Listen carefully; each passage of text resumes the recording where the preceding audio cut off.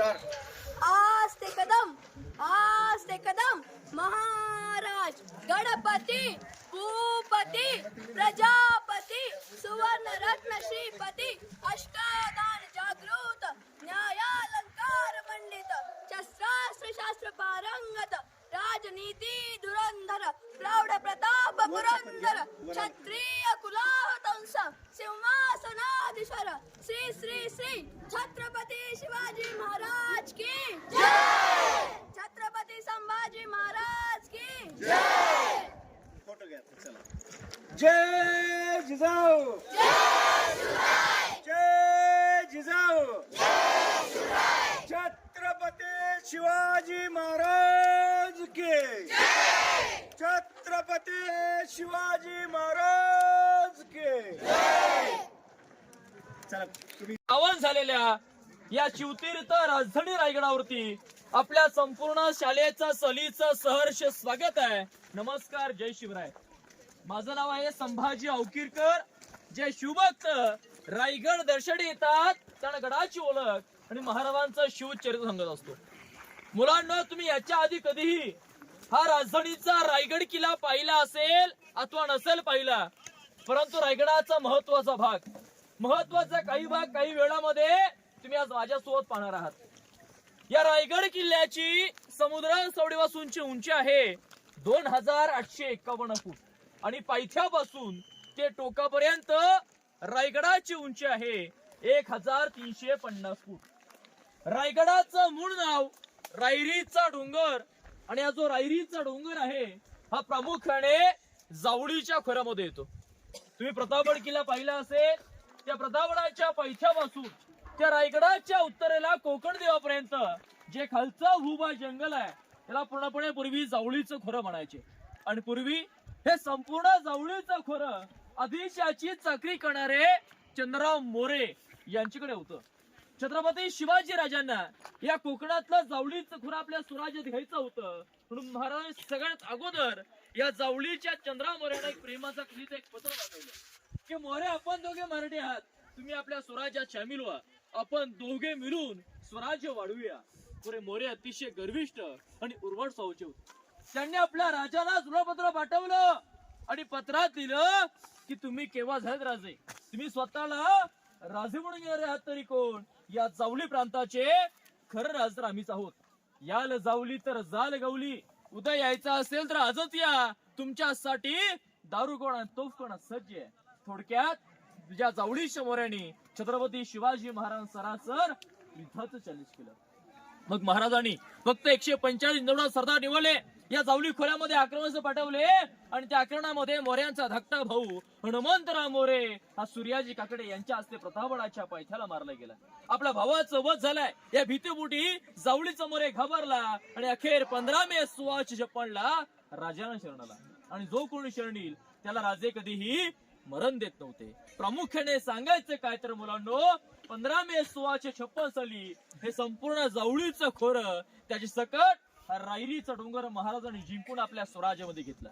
ही रायरी जवळून पाहण्यासाठी महाराज स्वतः राजगडावरून घोडदळ आणि पायदळ रायरीच्या पायथ्याला आले। चारही बाजूने या डोंगराला पाहिलं आणि या डोंगराकडे पाहताच राजांच्या तोडून काही उद्गार निघाले। ते उद्गार असे आहेत की राजा खासा जावळी पाहता गड हा बहुत चकोट आहे, चौथरपा गडाची कडे ताशिल्याप्रमाणे गाव दीडगाव उंच, वर्जेने कलिया कड्यावरती गवत उगवत नाही, धोंडा ताशी वेगच आहे। दौलताबाद पृथ्वीवरील चकोटगड खरा परंतु उंचीने थोडका, दौलताबादाच्या 10 पटीने किल्ला उंच आहे। ऐसे एकूण राजे संतुष्ट झाले आणि बोलिले तख्तास जागा हाच गड करावा। मुलांनो, तख्त म्हणजे राजधानी। रायरीचं नामकरण महाराजांनी रायगड केलं, जणू या रायगडाचं भाग्य उजाडलं। हिंदवी स्वराज्याची आणि मराठा साम्राज्याची दुसरी राजधानी या रायगडाची निवड केली। मनात प्रश्न पडला असेल की स्वराज्याची पहिली राजधानी राजगड असताना महाराजांनी दुसरी राजधानी रायगडाची निवड का केली? मला तुम्हाला सर्वांना माहिती असेल, महाराजांनी पुरंदरचा तह केला। मिर्झा राजा जयसिंगला महाराजांना 23 किल्ले द्यावे लागले, त्याच्यामध्ये पुरंदरचा किल्ला आला आणि पुरंदर आणि राजगड हे दोन्ही किल्ले पुण्यामध्ये येतात। दोघांचा मधलं जर अंतर पाहिलं तर फक्त 30 किलोमीटरचं अंतर आहे। शत्रू इतक्या जवळ आला तर राजधानीला धोका आहे हे ओळखून महाराजांनी राजगड सोडला आणि स्वराज्याची दुसरी राजधानी या रायगडाची निवड केली.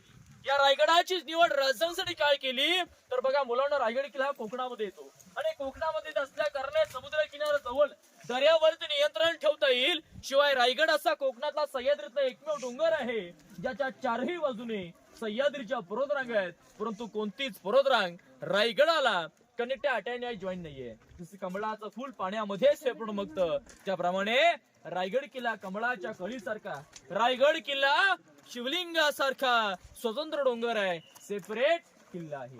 त्यावेळी चारकडे हिरोजी इंदलकर यांना राजे बोलावतात, काही मोहरा काही नाणे त्यांच्या हातामध्ये येतात आणि राजे आपल्या मोहिमेवरती निघून जातात. हिरोजी रायगड किल्ल्याचं बांधकाम चालू केलं 1656 साली.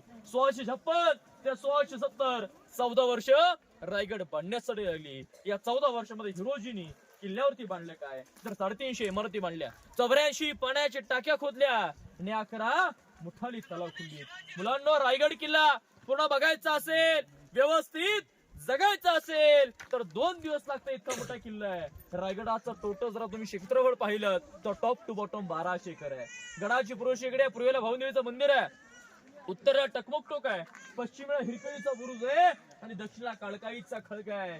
या 4 टोकांच्या मध्ये गडाचं वरचा एरिया जर तुम्ही पाहिलात तर 100 एकर आहे. आज तुम्ही सर्वांनी रायगडाची ही पायीवारी केलीत मुलांना.